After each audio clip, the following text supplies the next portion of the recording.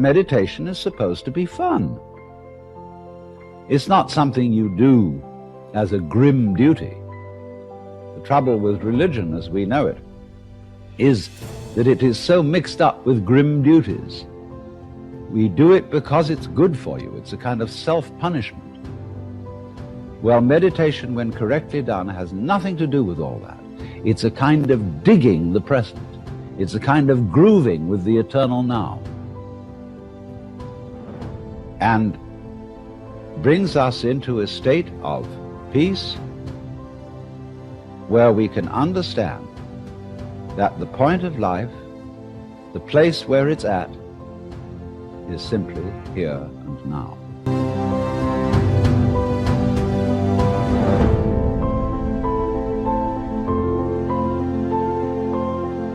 This moment is the creation of the universe. It's starting now. If you look back and wonder whether there was a big bang a long time ago, all you'll see is vanishing traces. The big bang is happening now. This is when the world begins. You're doing it. Only you're not doing it by straining. A you deeper than the straining you is doing all this. The same you that is growing your hair and coloring your eyes and making your thumbprints and all that. You don't think about it. You don't strain muscles to do it. But that is what is creating the world. Here it comes. Now. So instead of thinking that the past is the reality which explains everything that happens now, let's look at now.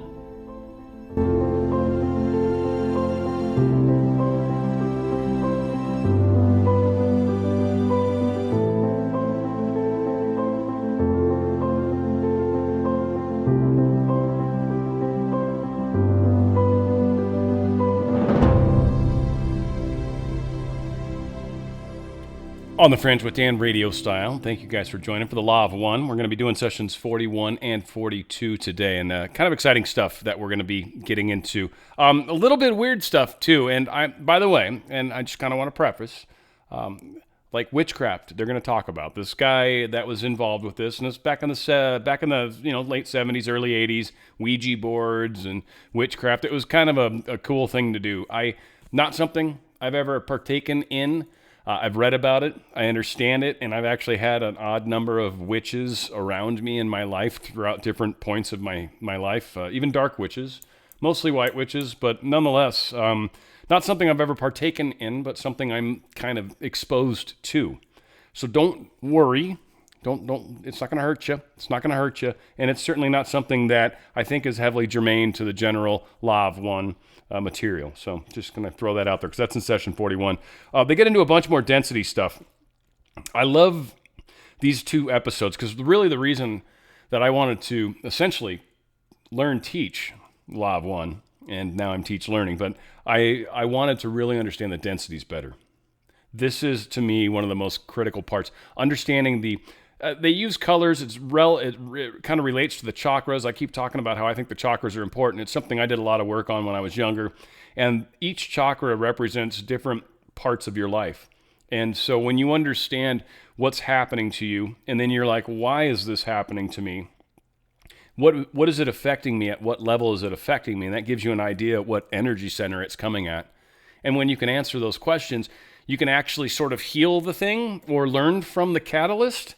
And kind of move forward quickly and actually find that you elevate faster, you level up quicker in life, if you will. And I don't mean necessarily money leveling up is different for every one of us, right? So, but you will, ding, you'll get like the little thing will pop up above your head. You won't maybe see it, but it'll happen. So we're going to get into that. Evolution of species. It's kind of interesting where they go with that. It's kind of fun. And then healing. Again, important part about healing, just to always keep in mind, is in the med beds are a great thought process because a lot of people out there are looking forward to the med beds. If you haven't healed the thing inside of you, this is why I talk about manifestation and why I think it's so important. If you haven't healed the negative thoughts, if you haven't healed the way you're evil in your heart or mean in your heart towards many, or if you haven't healed the thing that's caused your disease is dis-ease, right? Like you're uneasy. And so we create it. And I know that's really hard for people to accept, but it's so. And so when you start to look at what's being presented to you in life, and you can then adjust as necessary. If you like what you're seeing, keep doing what you're doing. If you don't like what you're seeing, make some changes. And again, how it's affecting you, you can kind of tell where it's coming at. Now, there was one question. I think I sort of half answered one from Think, and we'll answer that more after we play 41 here in a second, or a minute.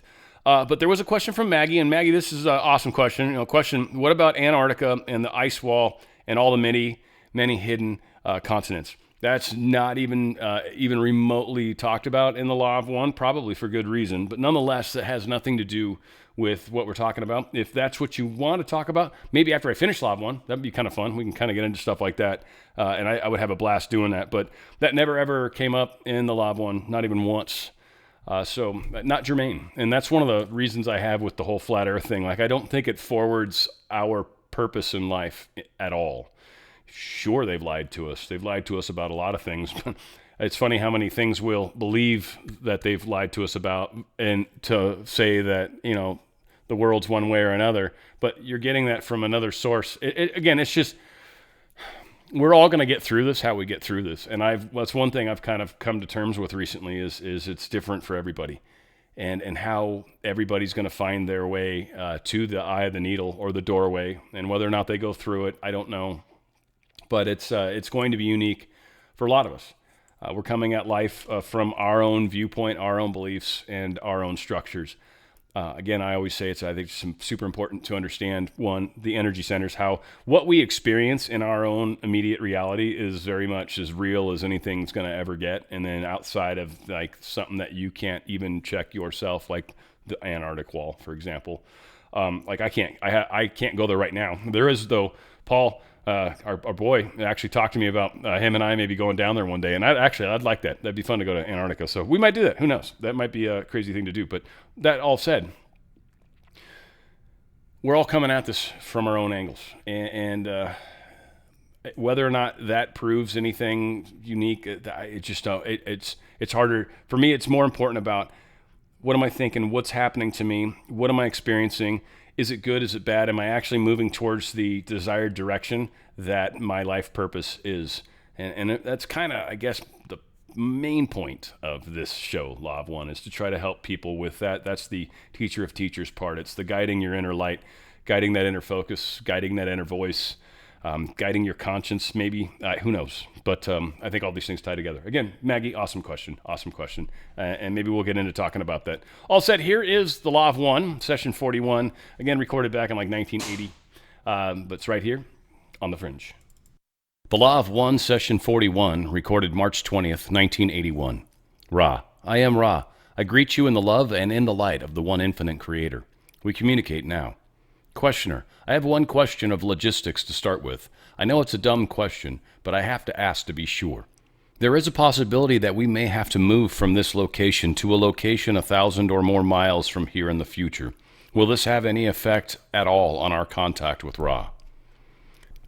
Ra, I am Ra. The location is meaningless, for are we not in the creation? However, the place of the working shall be either carefully adjudged by yourselves to be of the appropriate vibratory level, or it shall be suggested that the purification of the place be enacted and dedication made through meditation before initial working. This might entail such seemingly mundane chores as the cleansing or painting of surfaces which you may deem to be inappropriately marred. Questioner, I am familiar with the banishing ritual of the lesser pentagram. I was just wondering if this ritual was of use in preparing a place for this type of working. Ra, I am Ra. This is correct.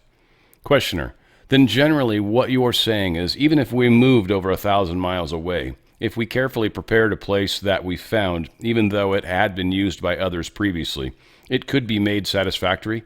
Is this correct? Ra, I am Ra. Yes. Questioner, in trying to build an understanding from the start, you might say, starting with intelligent infinity and getting to our present condition of being, I'm having some difficulty, but I think I should go back and investigate our sun, since it is the sublogos that creates all that we experience in this particular planetary system. Will you give me a description of the sun, of our sun? Ra, I am Ra. This is a query which is not easily answered in your language, for the sun has various aspects in relation to intelligent infinity, to intelligent energy, and to each density of each planet, as you call these spheres. Moreover, these differences extend into the metaphysical or time-space part of your creation. In relationship to intelligent infinity, the sun body is, equally with all parts of the infinite creation, part of that infinity. In relation to the potentiated intelligent infinity, which makes use of intelligent energy, it is the offspring, shall we say, of the logos for a much larger number of sub-logoi.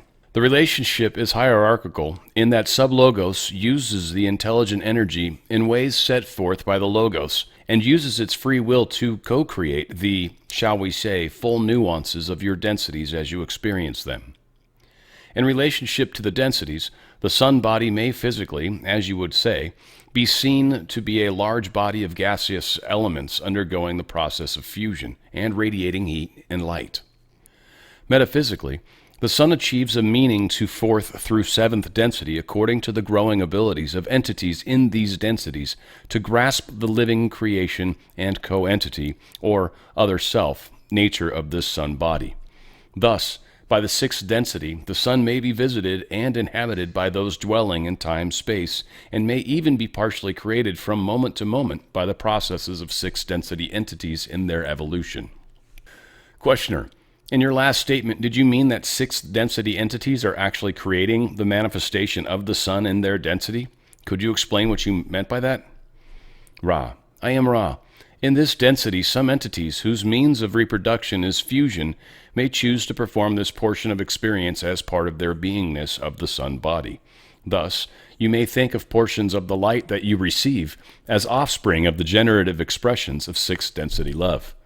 Questioner: then could you say that the sixth density entities are using that mechanism to be more closely co-creators with the infinite creator? Ra: I am Ra. This is precisely correct, as seen in the latter portions of sixth density seeking the experiences of the gateway density. Questioner: thank you. What I want to do now is investigate, as the first density is formed, what happens and how energy centers are first formed in beings. Let me first ask you, does it make any sense to ask you if the sun itself has a density, or is it all densities? Ra: I am Ra. The sub-logos is of the entire octave, and is not that entity which experiences the learning teachings of entities such as yourselves. Questioner: when the first density is formed, I am going to make a statement of my understanding, and if you will correct me, I will. I intuitively see the first density being formed by an energy center that is a vortex. This vortex then causes these spinning motions that I have mentioned before of the light, vibration which is light, which then starts to condense into the materials of the first density. Is this correct? Ra: I am Ra. This is correct as far as your reasoning has taken you. However, it is well to point out that the Logos has the plan of all the densities of the octave in potential completion before entering the space-time continuum in first density. Thus, the energy centers exist before they are manifest. Questioner: then what is the simplest being that is manifested? I am supposing it might be a single cell or something like that, and how does it function with respect to energy centers? Ra: I am Ra. The simplest manifested being is light of what you would call the photon. In relationship to energy centers, it may be seen as the center or foundation of all articulated energy fields. Questioner: when first density is formed, we have fire, air, earth, and water. There is at some time the first movement or individuation of life into a portion of consciousness that is self-mobile. Could you describe the process of the creation of this and what type of energy center that it has? Ra: I am Ra. The first or red ray density, though attracted towards growth, is not in the proper vibration for those conditions conducive to what you may call the spark of awareness. As the vibratory energies move from red to orange, the vibratory environment is such as to stimulate those chemical substances which lately had been inert to combine in such a fashion that love and light begin the function of growth. The supposition which you had earlier made concerning single-celled entities such as the polymorphous dinoflagellate is correct. The mechanism is one of attraction of upward spiraling light. There is nothing random about this or any portion of evolution. Questioner: as I remember, the polymorphous dinoflagellate has an iron rather than copper-based cell. Could you comment on that? Ra: I am Ra. This information is not central. The base of any metabolism, shall we say, is that which may be found in the chemical substances of the neighborhood of origin. Questioner: I was just commenting on this because this indicates that it has the motion of our animal life with copper-based cells, yet it has the iron-based cell of a plant life, indicating transition from possibly plant to animal life. Am I wrong? My memory is a little fuzzy on this. Ra: I am Ra. It is not that you are incorrect, but that no conclusion should be drawn from such information. There are several different types of bases for conscious entity, not only upon this planetary sphere, but to a much greater extent in the forms found on planetary spheres of other sublogoi. The chemical vehicle is that which most conveniently houses the consciousness. The functioning of consciousness is the item of interest rather than the chemical makeup of the physical vehicle.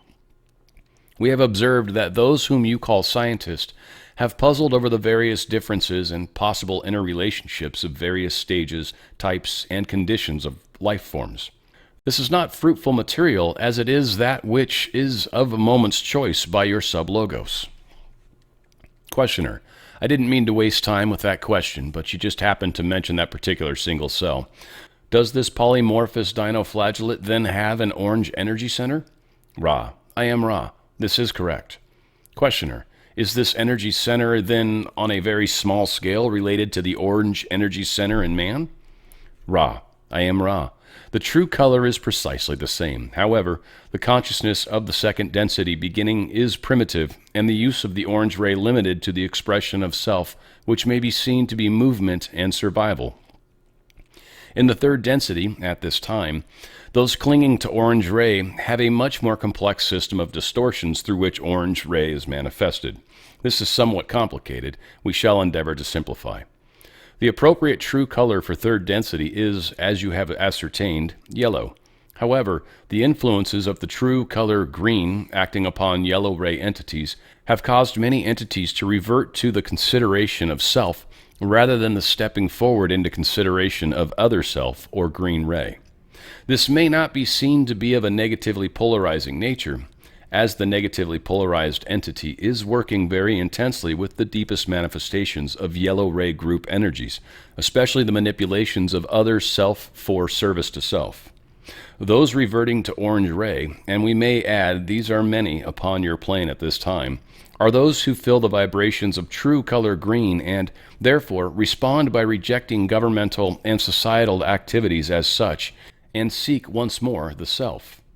However, not having developed the yellow ray properly so that it balances the personal vibratory rates of the entity then is faced with the task of further activation and balancing of the self in relation to the self. Thus, the orange ray manifestations at this space-time nexus. Thus, true color orange is that which it is, without difference. However, the manifestations of this, or any ray, may be seen to be most various depending upon the vibratory levels and balances of the mind-body or mind-body-spirit complexes which are expressing these energies. Questioner: could you tell me the simplest and first entity to have both orange and yellow ray energy centers? Ra: I am Ra. Upon your planetary sphere, those having the first yellow ray experiences are those of animal and vegetable natures which find the necessity for reproduction by bisexual techniques, or who find it necessary to depend in some way upon other selves for survival and growth. Questioner: and then what entity would be the simplest that would have red, orange, yellow, and green activation? Ra: I am Ra. This information has been covered in previous session. To perhaps simplify your asking, each center may be seen to be activated partially in third density, the late second density entities having the capability, if efficient use is made of experience, of vibrating and activating the green ray energy center. The third density being having the potential for complete self-awareness, thus has the potential for the minimal activation of all energy centers. The fourth, fifth, and sixth densities are those refining the higher energy centers. The seventh density is a density of completion and the tuning towards timelessness or foreverness. Questioner: well then, would an animal in second density have all of the energy centers in some way in its being, but just not activated? Ra: I am Ra. This is precisely correct. Questioner: now the animal in second density is composed of light, as are all beings. What I am trying to get at is the relationship between the light that the various bodies of the animal are created of, and the relationship of this to the energy centers which are active, and the ones which are not active, and how this is linked with the logos. It is a difficult question to ask. Can you give me some kind of answer on that? Ra: I am Ra. The answer is to redirect your thought process from any mechanical view of evolution. The will of the logos posits the potential available to the evolving entity. The will of the entity as it evolves is the single measure of the rate and fastidiousness of the activation and balancing of the various energy centers. Questioner: thank you. In yesterday's or the day before yesterday's session, you mentioned variable speed of rotation or activity of energy centers. What did you mean by that? Speed of rotation. Ra: I am Ra. Each energy center has a wide range of rotational speed, or, as you may see it more clearly in relation to color, brilliance. The more strongly the will of the entity concentrates upon and refines or purifies each energy center, the more brilliant or rotationally active each energy center will be.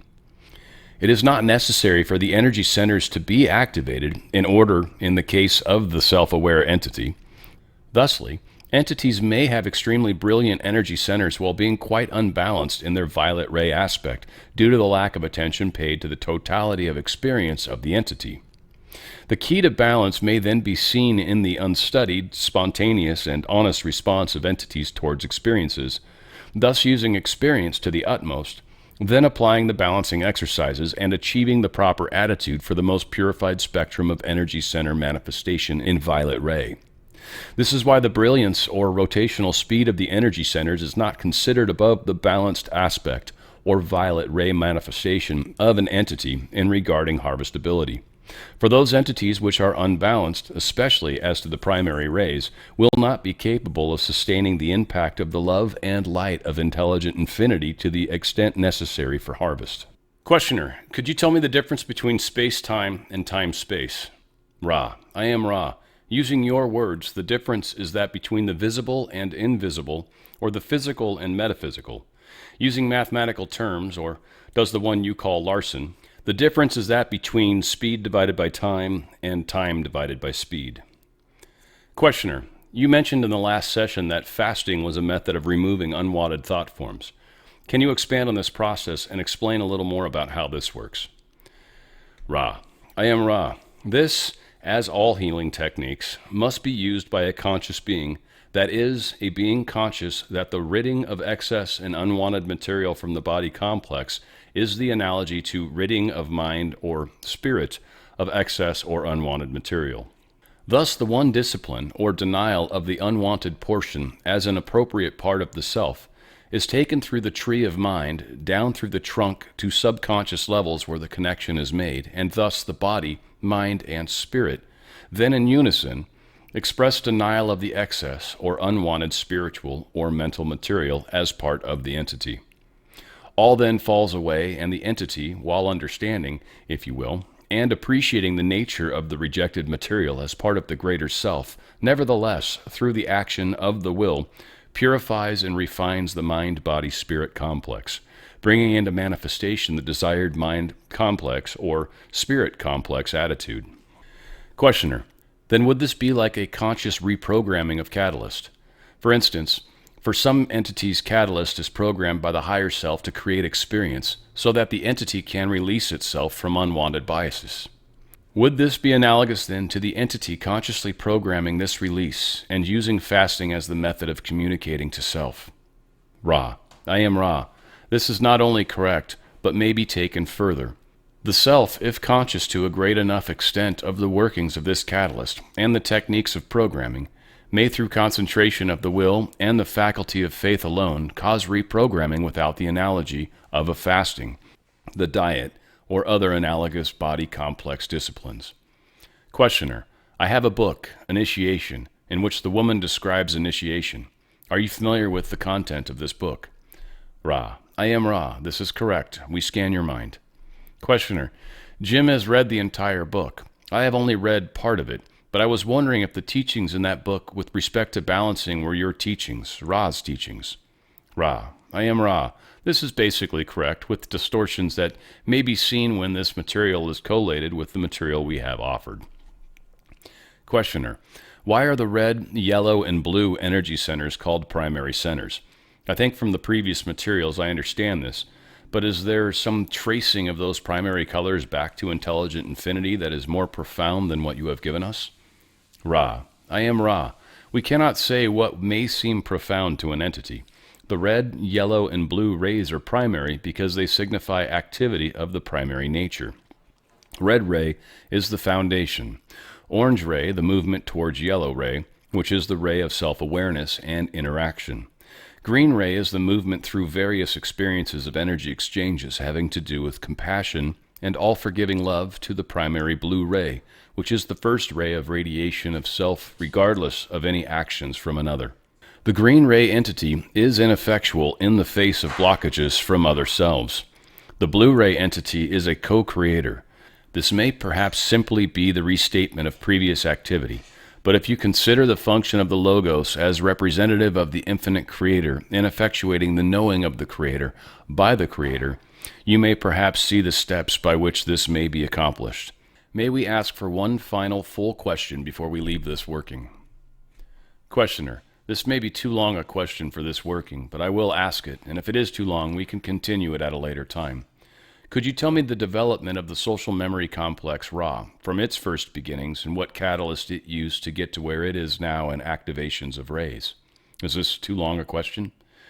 Ra, I am Ra. The question does not demand a long answer, for we who experience the vibratory densities upon that planetary sphere which you call Venus were fortunate in being able to move in harmony with the planetary vibrations with a harmonious graduation to second, to third, and to fourth, and greatly accelerated fourth density experience. We spent much time-space, if you will, in fifth density balancing the intense compassion we have gained in fourth density. The graduation again was harmonious, and our social memory complex, which had become mostly firmly cemented in fourth density, remained of a very strong and helpful nature. Our sixth density work was also accelerated because of the harmony of our social memory complex, so that we were able to set out as members of the Confederation to even more swiftly approach graduation to seventh density. Our harmony, however, has been a grievous source of naivete as regards working with your planet. Is there a brief query before we leave this instrument?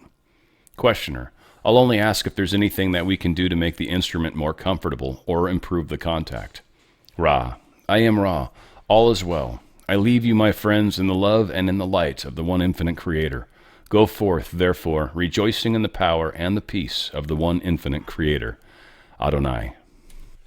Dang straight. Law of One, Session 41. Fantastic stuff. So I got a lot of good notes. And I've got your questions built into my notes, by the way. So you'll get your answer, I think. At least I'll do my best to answer your question.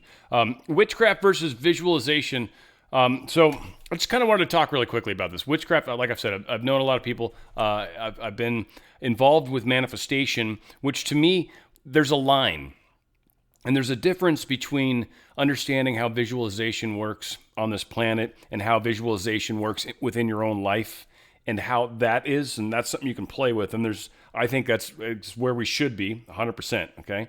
Where I think we start straying into good and bad witchcraft, because I think they all come into this, or at least this is one of the key things I think that makes it more witchcrafty, is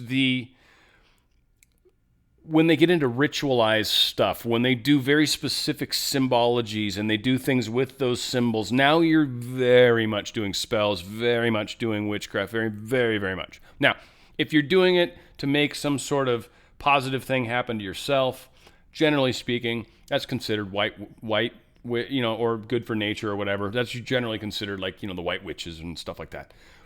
the people that try to influence others with ritualized magic, that's where you start getting into the dark forces, dark magic. And this is unfortunately a lot of the people that are currently running this planet. You may not believe it. They believe this stuff. This is one of the other key reasons why I'm teaching this. This is really an understanding of what's happening to us and what's sort of happening inside of us as well. Like, we're going through this transition. And here's some of the building blocks that go into it. And if you sort of understand it, hopefully, you know, kind of like being prepared for an emergency, you'll be okay. So again, visualization's good. When you start getting into ritual stuff, you're playing in witchcraft. I mean, I'm not saying it's wrong. I'm just saying, and if you're trying to manipulate others, that's definitely negative. That's karma-inducing activity, just so you know. If you're doing it to help yourself and stuff like that, not karma-inducing or karma-problematic. So there are ways to do things that aren't necessarily going to hurt you as much as other things. I thought it was cool how he said reproduction for the sun. He was referring, but reproduction equals fusion. And fusion's how the sun supposedly powers itself, right? And that's what we understand anyways. And it's the gravity and all this stuff, and it fuses everything together, and the pressure and the heat it makes new elements. And that process causes heat. At least that's how it's explained to us, right? So, and that's what they were talking about here, which would validate that concept, I guess, in my mind somewhat. But it is a belief-based thing, because whoever the channel is, what they believe, it kind of impacts things. So whatever the case is, I don't think it matters that much in the big picture. Now, here's where we get into, I think, thinks stuff. And what was kind of said is all octaves potential is created first. I'm paraphrasing because I had to write it after the effect. All octaves potential are created first. So everything is created with all of the potential in it. And to kind of try to help make sense of that, I'm going to use a couple kind of concepts that I think will demonstrate how this reality, many people say it's the Matrix, right? And that's why I don't care if it's flat earth or not. It really doesn't matter, because I think we're all kind of in a sort of simulator thing anyway, trying to learn how to control our thoughts. And if we can't control our thoughts, we're like that dude with the laser beams just shooting stuff all over the damn place. And it's like, bro, we can't take you anywhere, right? And so that's what this is, man. This is a school. This is the simulator. If you can't get through the simulator, you're not allowed into the big boy place. You can't sit at the big table. So all octaves potential are created. Like, the rules of the game certainly are here, but the concept of polar opposites exists here. So I want to use the example, and it really matters from an energy standpoint. So from a real kind of sciencey standpoint, again, I'm not going to get heavy, but potential energy versus kinetic energy. The maximum potential energy is something like, say, for example, you've got a pendulum, right? And you're holding it, 90 degrees to the ground or whatever, and you're holding it, and it's 10 grams or whatever. You can math, it's a meter off the ground, whatever, right? And the string's that long, okay? That potential energy is a calculation you can do. The max amount of energy that thing's going to have when it finally hits the bottom of the pendulum swing, at the very, very bottom, like a golf swing, right? The contact of the ball. That's the maximum speed. That's what your potential energy was. Your max kinetic energy is now that. So the kinetic max had to be programmed into the potential before, or else it couldn't exist. It needed to be there beforehand. Left can't exist without right. Hot can't be without cold. Up can't be without down. It's just a dual world. Everything's dual. There's good and bad. There's the devil and there's whatever else, right? It's just how the world's built. It is baked that way. So that is, I think, kind of what they're speaking to. My best answer. So self to self, we are all pushed out. So the concept of, they refer to how self and other self frequently in here. And I just want to spend a second on this, because I think it's important to take in, again, just from the simulator metaphor, whether that's it or not. I mean, I think we're all real people, but I kind of think to a degree this is sort of a simulator. And from that standpoint, there are what's called NPCs, non-player characters. I actually think there's probably quite a few of them. I don't know for sure, but I think there's a lot of people that bump into our lives and do certain things, and hey, F you, right? Like, and it's like, what the heck, huh? And I sometimes think they're just probably non-player characters. Like, I don't know, maybe they're in a real soul too. I mean, I'm not saying they're not, but what I am saying is I think they're unprogrammed, or they're auto-programmed, or they don't even know, or just it worked out perfectly that the second you drove by, they showed you how old they were, whatever. Many say it's us pushed out.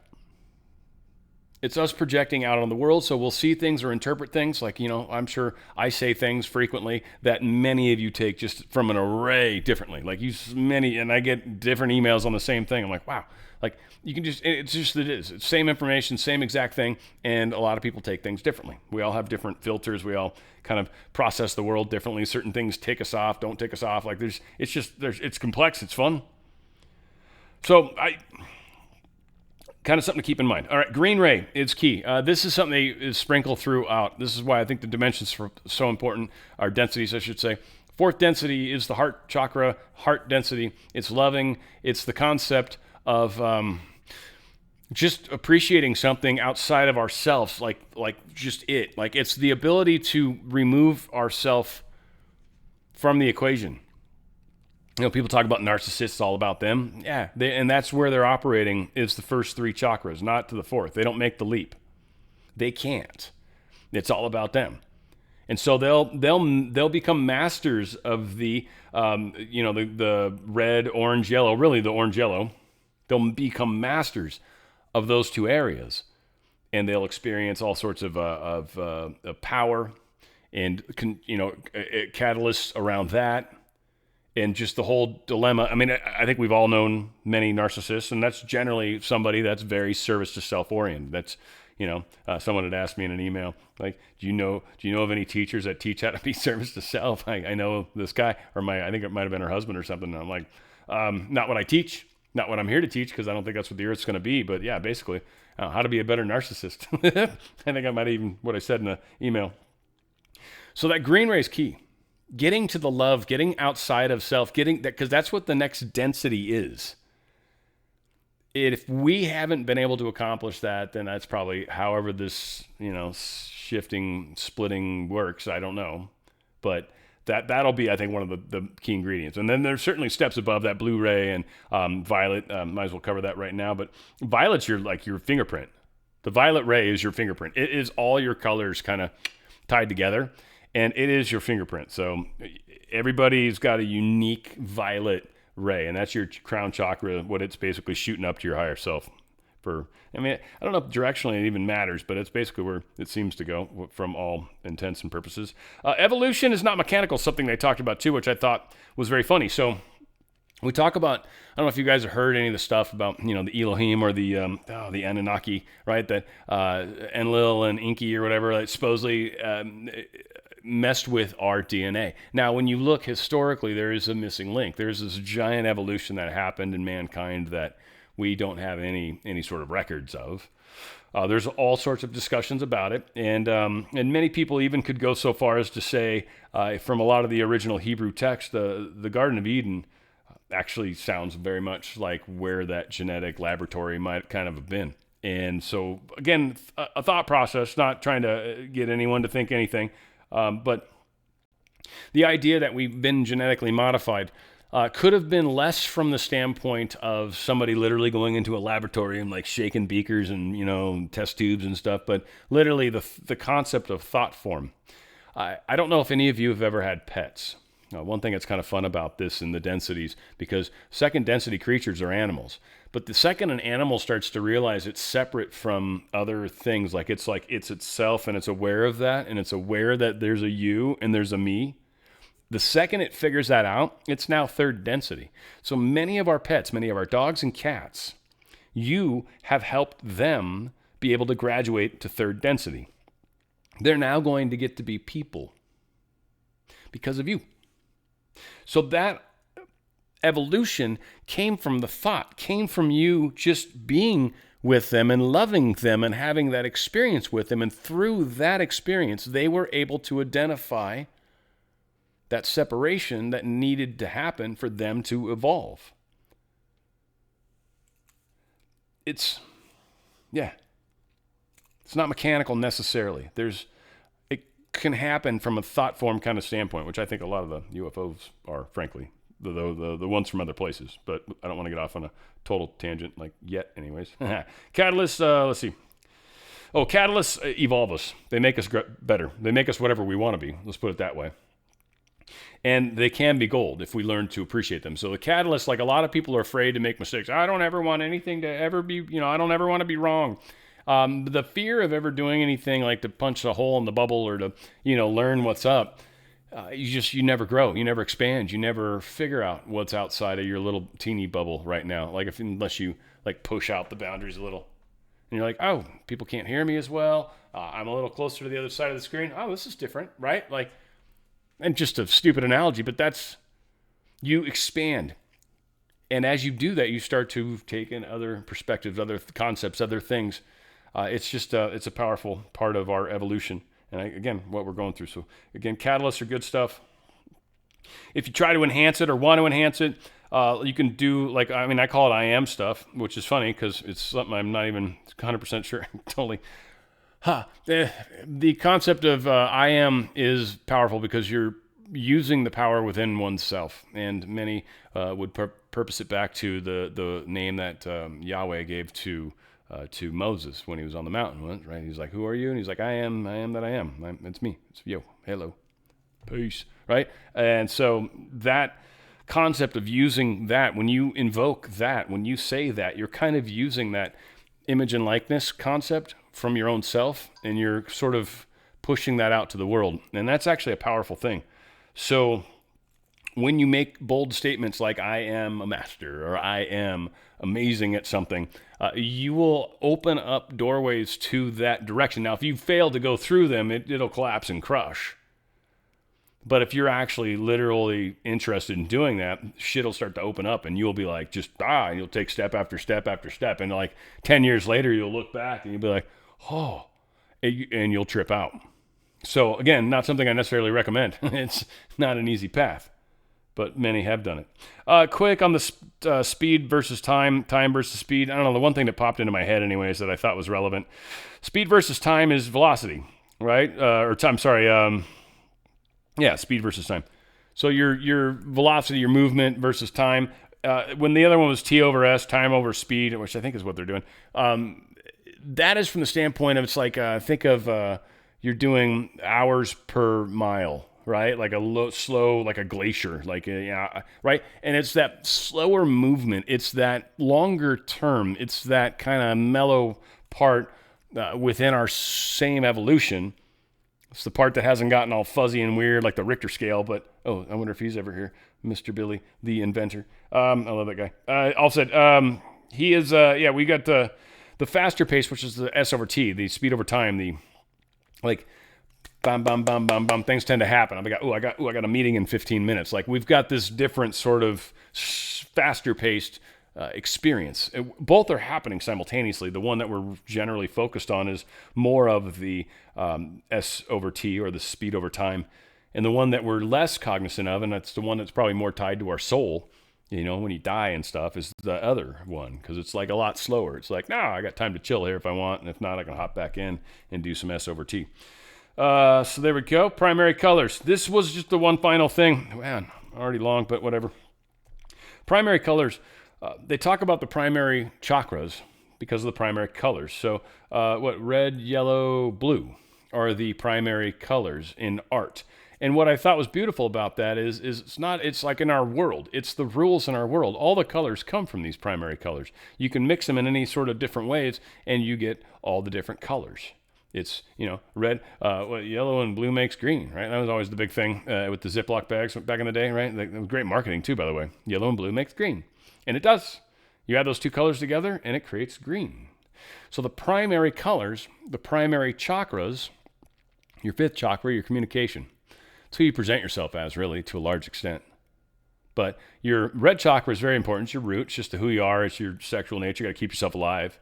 And yellow is, again, it gets into the concept of power over others, power with others, a version of a team sports versus singular sports kind of individuals. It's just, that's one of the real key places where separations will occur for a service to self individual. If you're more into the teamwork, like I'm here to help, more of us makes merry light work or whatever, you got all these phrases and stuff, versus the other person that's trying to get as many people to do stuff for them as possible while they do Well, they're busy actually making people do stuff. Frankly, that's a job in and of itself. A lot of people kind of take that for granted, and I think that's one of the things that the people learn as they're trying to manipulate others. It's like, hey, it's a crap ton of work to manipulate people. So again, hats off to the service to self people. Not necessarily the direction I'm here to go. All said, I think we had. I think I got your question nailed down. Pet had a question.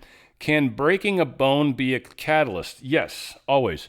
A lot of times when something happens, one of the things to consider is what is this doing to me in my life? And then why? Why is this happening to me? So a bone break can cause you to not be able to move in certain ways. It might cause you to be very dependent on other people. It might cause you to appreciate things that you never thought about before. And it's kind of like, just to use an extreme example, people that have died on the operating table, right? And they've gone and they've seen the light and they've talked to God and Jesus or whatever. And then they come back, right? And they're like, oh, the things I could tell you. And so there is this concept that traumas are one of the ways that we learn. In fact, I would ask every single 100% of you out there in the audience, like, how many times has a lesson in life been a good thing? Ever? I can't think of one. I don't know how many lesson. To me, the good things are like when you've rewarded for finally figuring it out. You finally figure it out, and stuff starts to happen. You're like, oh, awesome. But no, the actual lessons. Stop being such a douche, Dan. Those are the times when it's like you go through breakups and you're crushed, and it's the worst times, darkest hours. Learn the most stuff. And it's really the catalyst that makes us more. Creates scarred tissue, if you will, makes you tougher. But it helps you bump up a level. And sometimes, depending on the catalyst, depending on how it plays out, you can bump up multiple levels even with some catalysts. Broken bones certainly can fall into that category because there's a lot of things that are coming into play in your life now that weren't before. They've changed because of this situation at the moment.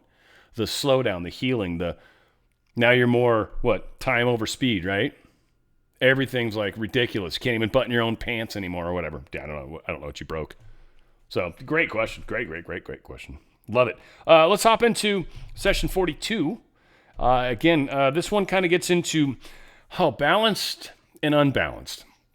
I probably won't need to spend more than like 10 minutes on the concept because that's really what this entire session's really on. And I think it's key. Balanced and unbalanced in different species at different densities they talk about. Balanced and unbalanced in us when we have decisions to make within interactions with other people. This is a very powerful session. Very good session. And it really does kind of even get into the density colors a little bit and some of the reactions. I love this one. This one's really good. And then, like I said, I think I'm just going to talk a little bit about the balanced versus unbalanced because there's just sort of a weird thinking around those two words when I think hopefully after you listen to session 42, you'll see the complexity of balanced and unbalanced and how the catalyst is actually something we should seek versus stay away from. I kind of feel like that's what they touch upon. I don't know. We'll see. We'll talk about it and see what you guys think. But here's session 42. This is the Law of One. Some great stuff recorded March 1981, right here on the Fringe. The Law of One, session 42, recorded March 22nd, 1981. Ra. I am Ra. I greet you in the love and the light of the one infinite creator. We communicate now. Questioner. I have a question on balancing. It's quite long, and we'll copy it directly into the book as it is. If you can answer it without me reading it, it would save time. Otherwise, I will read it. Ra. I am Ra. We understand your desire to preserve your opportunity. However, a summary of the query would be well. For if we answer a mentally requested query, this query shall not be published. If you wish this answer to be for private use only, we shall proceed. Questioner. I will just read it very rapidly, the question, then. I'm going to make a statement and ask you to comment on its degree of accuracy. I am assuming that the balanced entity would not be swayed either towards positive or negative emotions by any situation which he might confront. By remaining unemotional in any situation, the balanced entity may clearly discern the appropriate and necessary response in harmony with the law of one for each situation. Most entities on our planet find themselves unconsciously caught up in every emotional situation which they come in contact with, according to their own unique bias, and because of these biases, are unable to see clearly, to learn opportunities and appropriate responses in each emotional situation, and must therefore, through a process of much trial and error and enduring of resulting pain, repeat such situations many, many times until they become consciously aware of the need to balance their energy centers, and thusly their responses and behaviors. Once a person becomes consciously aware of the need to balance their energy centers and responses, the next step is to allow the appropriately positive or negative responses to emotional situations to flow smoothly through their being without retaining any of the emotional coloration after it has been consciously observed and allowed to flow through the being. And I am assuming that this ability to consciously observe the positively or negatively charged energy flowing through the being may be augmented by practice of the being's exercises you have given us, with the result in balance being achieved for the entity, which would allow him to remain unemotional and undistorted in regards to the law of one in any situation, much like the objective viewer of the television movie. Is this correct? Ra. I am Ra. This is incorrect application of the balancing which we have discussed. The exercise of first experiencing feelings and then consciously discovering their antithesis within the being has as its objective not the smooth flow of feeling, both positive and negative, while remaining unswayed, but rather the objective of becoming unswayed. This is a simpler result and takes much practice, shall we say. The catalyst of experience works in order for the learned teaching of this density to occur. However, if there is seen in this being a response, even if it was simply observed, the entity is still using the catalyst for learned teaching. The end result is that the catalyst is no longer needed. Thus, this density is no longer needed. This is not indifference or objectivity, but a finely tuned compassion and love which sees all things as love. This seeing elicits no response due to catalytic reactions. Thus, the entity is now able to become co-creator of experiential occurrences. This is the truer balance. Questioner. I will attempt to make an analogy. If an animal, shall I say bull in a pen, attacks you because you have wandered into his pen, you get out of his way rapidly, but you do not blame him. Or, you do not have much of an emotional response other than the fear response that he might damage you. However, if you encounter another self in his territory and he attacks you, your response may be more of an emotional nature, creating physical bodily responses. Am I correct in assuming that when your response to the animal and to the other self, seeing both as the creator and loving both and understanding their action in attacking you is the action of their free will then you have balanced yourself correctly in this area? Is this correct? Ra. I am Ra. This is basically correct. However, the balanced entity will see in the seeming attack of an other self the causes of this action, which are, in most cases, of a more complex nature than the cause of the attack of the second density bull, as was your example. Thus, this balanced entity would be open to many more opportunities for service to a third density other self. Questioner. Would a perfectly balanced entity feel an emotional response when being attacked by the other self? Ra.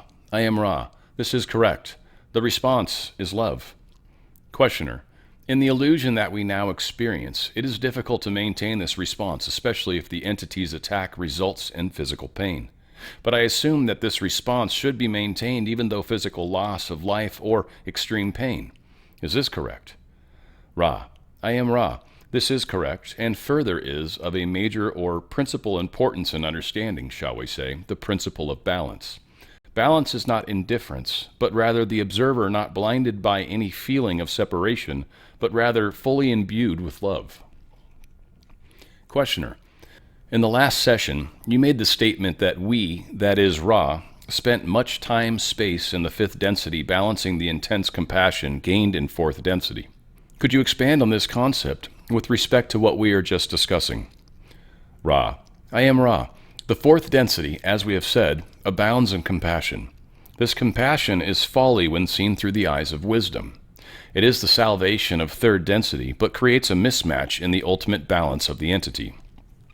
Thus, we as a social memory complex of fourth density had the tendency towards compassion, even to martyrdom in aid of other selves. When the fifth density harvest was achieved, we found that within this vibratory level, flaws could be seen in the efficacy of such unrelieved compassion. We spent much time, space, and contemplation of those ways of the Creator which imbue love with wisdom. Questioner: I would like to try to make an analogy for this in third density.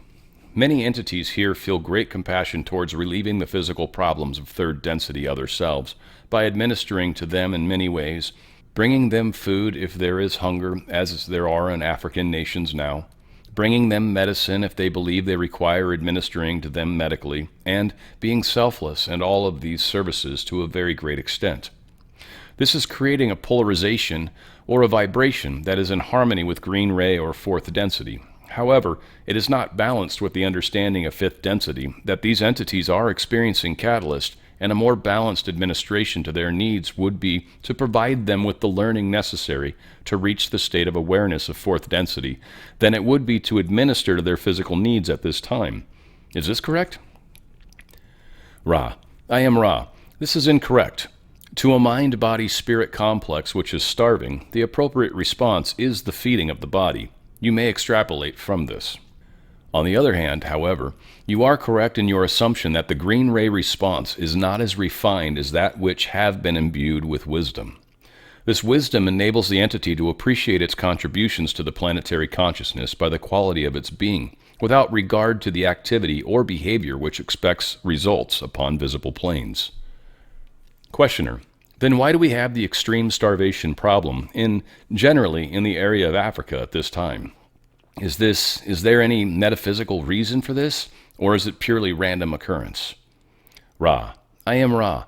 Your previous assumption was correct as to the catalytic action of this starvation and ill health. However, it is within the free will of an entity to respond to this plight of other selves, and the offering of the needed foodstuffs and substances is an appropriate response within the framework of your learned teachings at this time, which involve the growing sense of love for the service to other selves. Questioner: What is the difference in terms of energy center activation between a person who represses emotionally charged responses to emotionally charged situations, and to the person who is balanced and therefore truly unswayed by emotionally charged situations? Ra: I am Ra. This query contains an incorrect assumption. To the truly balanced entity, no situation would be emotionally charged. With this understood, we may say the following. The repression of emotions depolarizes the entity insofar as then chooses not to use the catalytic action of the space-time present in a spontaneous matter, thus dimming the energy centers. There is, however, some polarization towards positive if this cause of this repression is consideration for other selves. The entity which has worked long enough with the catalyst to be able to feel the catalyst but not find it necessary to express reactions is not yet balanced, but suffers no depolarization due to the transparency of its experiential continuum. Thus, the gradual increase in the ability to observe one's reactions and to know the self will bring the self ever closer to true balance. Patience is requested and suggested, for the catalyst is intense upon your plane, and its use must be appreciated over a period of consistent learned teaching. Questioner: How can a person know when he is unswayed by an emotionally charged situation if he is repressing the flow of emotions, or if he is in balance and truly unswayed? Ra: I am Ra. We have spoken to this point. Therefore, we shall briefly iterate that to the balanced entity, no situation has an emotional charge, but is simply a situation like any other in which the entity may or may not observe an opportunity to be of service. The closer an entity comes to this attitude, the closer an entity is to balance. You may note that it is not our recommendation that reactions to catalysts be repressed or suppressed unless such reactions would be a stumbling block not consonant with the law of one to the other self. It is far, far better to allow the experience to express itself in order that the entity may then make fuller use of the catalyst. Questioner: How can an individual assess what energy centers within its being are activated and in no immediate need of further attention, and which energy centers are not activated and are in need of immediate attention? Ra. I am Ra. The thoughts of an entity, its feelings or emotions, and least of all its behaviors, are the signposts for the teach learning of self by self. In the analysis of one's experiences of a diurnal cycle, an entity may assess what it considers to be inappropriate thoughts, behaviors, feelings, and emotions. In examining these inappropriate activities of mind, body, and spirit complexes, the entity may then place these distortions in the proper vibrational ray and thus see where work is needed. Questioner. In the last session, you said, the self, if conscious to a great enough extent of the workings of the catalyst of fasting and the techniques of programming, may through concentration of the will and the faculty of faith alone cause reprogramming without the analogy of fasting, diet, or other analogous body complex disciplines. What are the techniques of programming which the higher self uses to ensure that the desired lessons are learned or attempted by the third density self in our third density incarnational laboratory? Ra. I am Ra. There is but one technique for this growing or nurturing of will and faith, and that is the focusing of the attention.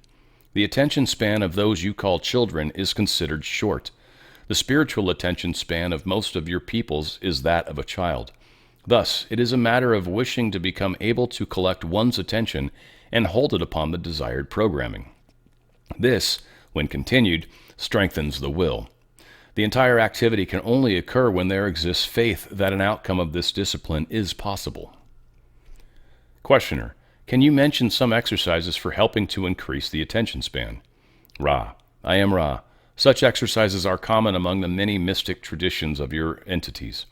The visualization of a shape and color which is of personal inspirational quality to the mediator is the heart of what you would call the religious aspect of this sort of visualization. The visualization of simple shapes and colors which have no innate inspirational qualities to the entity form the basis for what you may call your magical traditions. The visualizations of simple shapes and colors which have no innate inspirational quality to the entity form the basis of what you may call your magical traditions. Whether you image the rose or the circle is not important. However, it is suggested that one or the other path towards visualization be chosen in order to exercise this faculty. This is due to the careful arrangement of shapes and colors which have been described as visualizations by those steeped in the magical tradition. Questioner. As a youth, I was trained in the engineering sciences, which include the necessity for three-dimensional visualizations for the process of design. Would this be helpful as a foundation for the type of visualizations that you are speaking of, or would it be of no value? Ra. I am Ra. To you, the questioner, this experience was valuable. To a less sensitized entity, it would not gain the proper increase of concentrative energy. Questioner. Then the less sensitized entity should use what should he use for the proper energy? Ra. I am Ra. In the less sensitized individual, the choosing of personally inspirational images is appropriate, whether this inspiration be the rose, which is of perfect beauty, the cross, which is of perfect sacrifice, the Buddha, which is of all being in one, or whatever else may inspire the individual. Questioner. I had one experience in meditation which I spoke of before, which was very profound approximately 20 years ago, a little less. What disciplines would be most applicable to recreate this situation and this type of experience? Ra. I am Ra. Your experience would best be approached from the ceremonial magical stance. However, the wanderer or adept shall have the far greater potential for this type of experience which, as you have undoubtedly analyzed to be the case, is one of the archetypal nature, one belonging to the roots of cosmic consciousness. Questioner. Was that in any way related to the Golden Dawn in ceremonial magic? Ra. I am Ra. The relationship was congruency. Questioner. Then in attempting to reproduce this experience, would I then best follow practices for the Order of the Golden Dawn in reproducing this? Ra. I am Ra. To attempt to reproduce an initiatory experience is to move, shall we say, backwards. However, the practice of this form of service to others is appropriate in your case working with your associates. It is not well for positively polarized entities to work singly. The reason for this are obvious. Questioner. Then this experience was a form of initiation? Is this correct? Ra. I am Ra. Yes. Questioner. Thank you. Using the teach-learning relationship of parent to its child, what type of action would demonstrate the activation of each energy center in sequence from red through violet? Ra. I am Ra. This shall be the last full query of this working. The entity, child, or adult, as you call it, is not an instrument to be played. The appropriate teach-learn device of parent to child is the open-hearted beingness of the parent and the total acceptance of the beingness of the child. This will encompass whatever material the child entity has brought into the life experience in this plane. There are two things especially important in this relationship other than the basic acceptance of the child by the parent. Firstly, the experience of whatever means the parent uses to worship and give thanksgiving to the one infinite creator should, if possible, be shared with the child entity upon a daily basis, as you would say. Secondly, the compassion of parent to child may be well tempered by the understanding that the child entity shall learn the biases of service to others or service to self from the parental other self. This is the reason that some discipline is appropriate in the teach learning.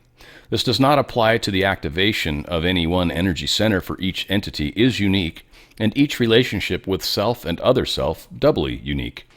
The guidelines given are only general for this reason. Is there a brief query before we leave this instrument? Questioner. If this is not brief enough, don't bother to answer it. But first, I just wondered if certain parts are always removed, the same parts removed in cattle mutilations, and is that related to the energy centers, and why these parts? These particular parts were removed. But if that is too long of an answer, I'll just ask if there's anything we can do to make the instrument more comfortable or improve the contact. Ra. I am Ra. It would be well to respond to the query at another working. The instrument is well. I am Ra. I leave you, my friends, in the love and light of the infinite Creator.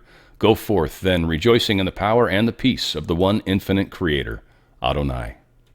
I love the animal abduction thing, kind of. I love it. I just love it. Back in the 80s, man, this was like we were into this, and then it just kind of expanded into the the 90s. Good times. We were so figuring stuff out. We were already talking JFK. Like, it was just crazy times, beautiful times. All said, on the Fringe with Dan RadioStyle. Welcome to the Law of One, session 42. Hope you guys enjoyed. Balanced, unbalanced. It's obviously a lot going on with this, but just to try to keep it short and sweet. Why we have to worry about ourselves. Like, I've talked about it before, and it always sounds like it's a selfish thing. Like, oh, you got to worry about it, what's happening to you. But that is what's going on. Everything outside of you is not you. I get it, and that's cool. And you can do things for the reasons of helping others, but we have to look at those things. There's a great question that someone gave me that'll tie into this, I think, a little further. But we've got to understand what's happening to me right now. What am I interacting? Am I handling my bills? Am I taking care? Well, not my bills even, but am I feeding myself, right? Like, am I food, water, shelter? Okay, cool. Now let's expand that out a notch, right? And so we do have to worry about where we're at, what our individual evolution is. It's you as an individual is going to experience a form of judgment. I'm going to call it that. I'm going to let you fill in the blanks because it'll differ for a lot of us. But you're going to experience a form of judgment. You have to answer for you.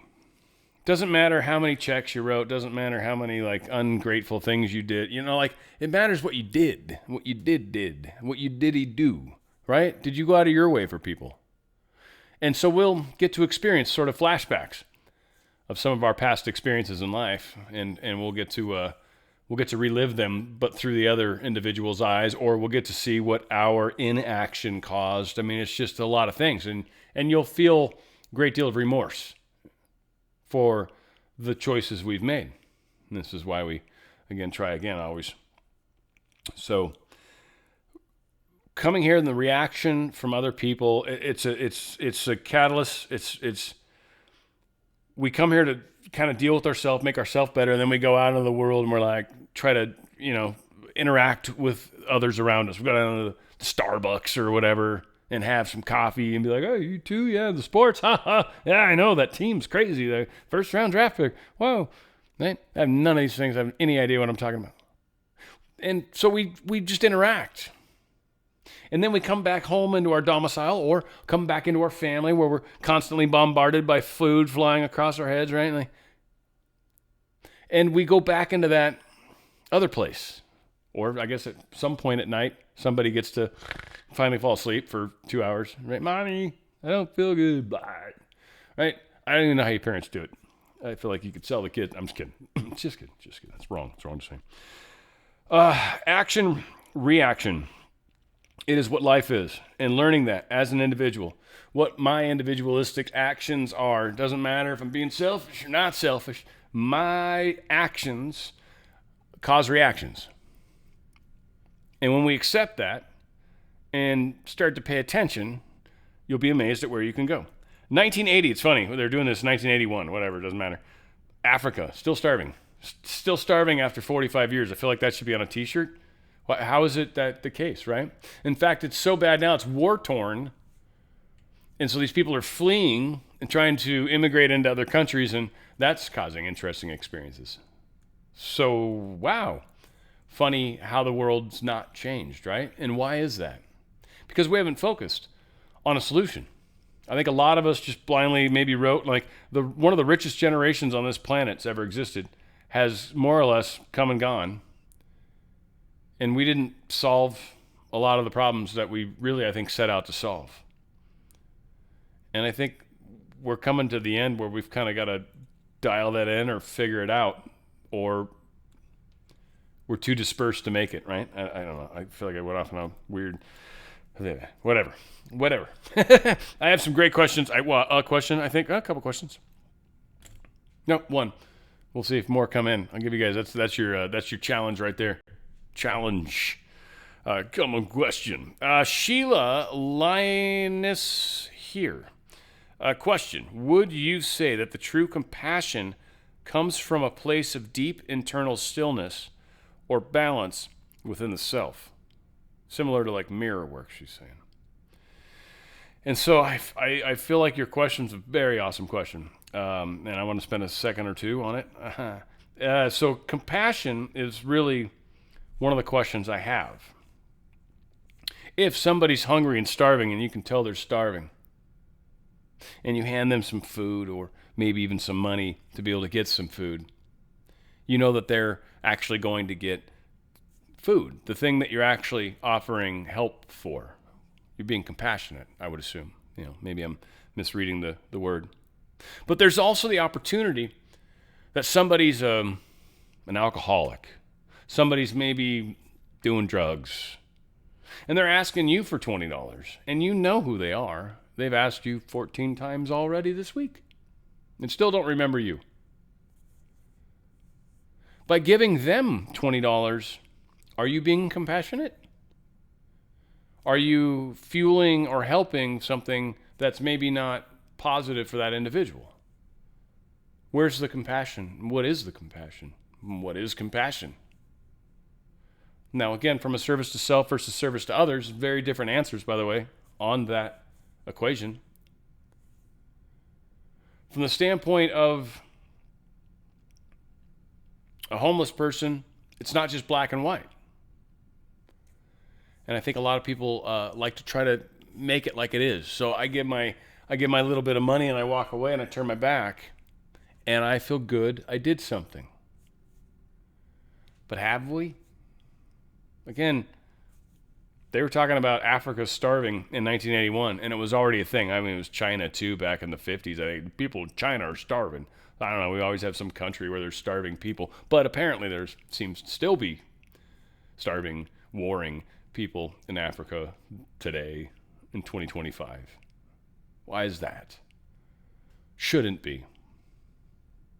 And that's, I think, one of the problems we have as a group of people is figuring out how to come together and point our crazy laser vision at the same thing at the same time, or at least in vein of positive efforts to help other things. I mean, some of us are like, oh, scorpion, right? Like, you're just like, like, well, okay, there are some creepy crawlies. Most of them aren't going to mess with you, right? Like, so we like to go back to the beginning. This is a video game to a degree. There are some NPCs out there. There are some people that I swear I wonder if they have souls inside of themselves. I assume everybody does, always. But I've met some people that I wonder. I'm like, huh, strange. Whether they do or don't, or just programmed, connected in the matrix so hard, stuck on their phone so much as they walk down the street. Tomato, tomato. This is the world we're in right now. And a lot of us feel it in our bones, feel that something's up, feel that there's something larger. And I think that's what we're trying to deal with as a group. We don't even know what to call it. We're all running around talking about some pretty wild and crazy things. And some may be true, some maybe not. But we're willing to almost accept anything at this point. You know, and that is not a bad thing. It's not necessarily a good thing either. It's again, nothing to me is one or the other. It's everything's just gray. It's just a mixture in between. It's like the violet ray of the chakra. It's a fingerprint of the thing, but it's a mixture of energies. For me, is how I see it. And again, it's one of the things that was weird when I first came across this material, was it helped me understand kind of how I'm coming at this world. And I realized, yeah, I'm definitely not like part of this normal chain here. Like I haven't been like doing this over and over. There's a lot of stuff that people believe that's not necessarily universal, I guess, you know? And so that's where it gets, I guess, it's a little challenging for many people right now. So what I always try to say is, I mean, my world doesn't require anybody else to believe anything at all. And I'm still okay. And I'll still be fine. And I'll still continue living a wonderful existence. But if I have an opportunity to have a conversation with someone where I can help them understand something a little better, you know, like move something in a direction that feels like it was worth the time, I guess, you know. Some of us have maybe had discussions with people where after we were like, why did I do that? So again, life's a funny thing. And I frequently say that you have to put your own mask on before you can help anybody else. Most of us aren't even close to having our own mask on. And I want us to do that because I don't know how much time we got. I assumed when I started this that we'd probably get to the end. And I feel like, well, not the end, but oddly the end of this, because there's a lot of sessions, 106, something like that, 108, whatever. I don't even know. I think they start to have issues towards the end, maybe, but we'll get there. It's not that far away. We're doing 2 a week, but yeah. What's going to happen? We've got stuff coming, guys. That's all I can say. So be as prepared as you can. The information's coming.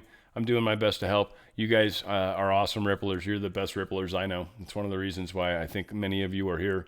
You don't have to believe what I'm talking about, but I hope there's something in there that you're able to sort of take away and say, yeah. No, I can kind of see what he's talking about. I don't agree with that nonsense, but this kind of makes sense because that's one of the things that hit me is reality versus what everyone says is been very different in my life. And I stopped believing what everyone says at some point.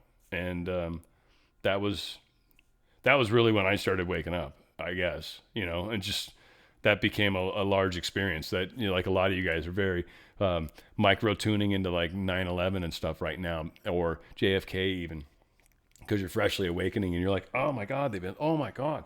And again, these things are phenomenally good stuff to dig into when you're first waking up. It's beyond words. There's Dulce, New Mexico, for any of you guys want UFO stuff or alien stuff. Dulce, New Mexico. Yeah, look up the horrible, attacks. Crazy. There's a lot of crazy stories that came out of that little location. So all said, got a lot going on, and we're gonna cut you guys loose. But I don't think I got any other questions. You guys are rock stars. Thank you. Thank you guys for joining us. Law of One, sessions 41, 42. We'll do the next sessions next week. I look forward to experiencing time with you then, sharing this catalyst moment that we're all living through, and maybe trying to make a little bit of sense of it. But that said, we're doing it together, I hope. As I like to say, where we go one, we go all, just because I like the concept of unity. I think it's fun. But what we're definitely going to do is we're going to go out with the outro video like the intro happens. And we are going to do that right here. And it's Law of One on the Fringe. Thank you guys for joining us tonight.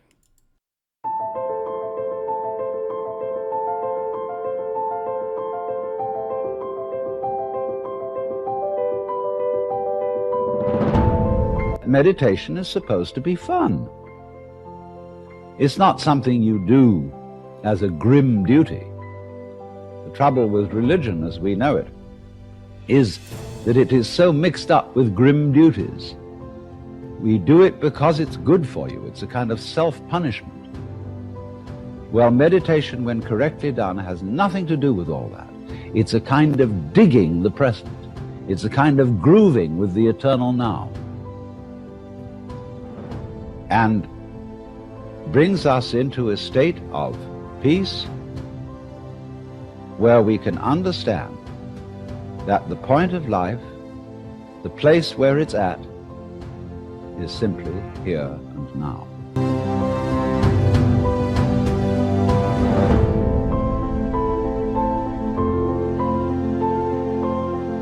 This moment is the creation of the universe. It's starting now. If you look back and wonder whether there was a big bang a long time ago, all you'll see is vanishing traces. The big bang is happening now. This is when the world begins. You're doing it. Only you're not doing it by straining. A you deeper than the straining you is doing all this. The same you that is growing your hair and coloring your eyes and making your thumbprints and all that. You don't think about it. You don't strain muscles to do it. But that is what is creating the world. Here it comes. Now. So instead of thinking that the past is the reality which explains everything that happens now, let's look at now.